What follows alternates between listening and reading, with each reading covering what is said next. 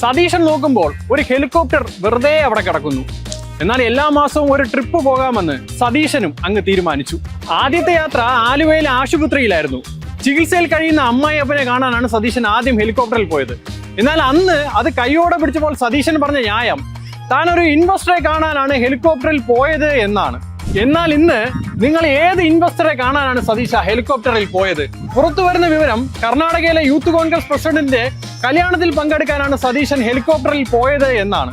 ഏത് മാസം 80 ലക്ഷം രൂപ വാടക കൊടുത്ത് അടിയന്തര സാഹചര്യങ്ങളിൽ എയർ ആംബുലൻസ് ആയി കൂടി ഉപയോഗിക്കാൻ വേണ്ടി സർക്കാർ വാടകയ്ക്കെടുത്ത ഒരു ഹെലികോപ്റ്ററിലാണ് മുഖ്യമന്ത്രി ഇങ്ങനെ ആകാശ സഞ്ചാരം നടത്തുന്നതെന്ന് ഓർക്കണം. കാലവർഷക്കെടുതി രൂക്ഷമായ സാഹചര്യത്തിലാണ് അന്നത്തെ LDF സർക്കാർ ഒരു ഹെലികോപ്റ്റർ വാടകയ്ക്കെടുക്കാൻ തീരുമാനിച്ചത്. എന്നാൽ അന്ന് ഈ സതീശൻ ഉൾപ്പെടെ പറഞ്ഞത് പിണറായി വിജയൻ സഞ്ചരിക്കാൻ കോടികളുടെ ദൂർത്ത് എന്നാണ്.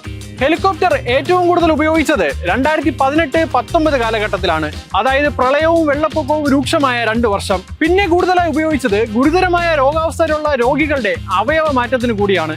അല്ലാതെ സതീശ നിങ്ങളെപ്പോലെ ട്രിപ്പ് അടിച്ചതല്ല.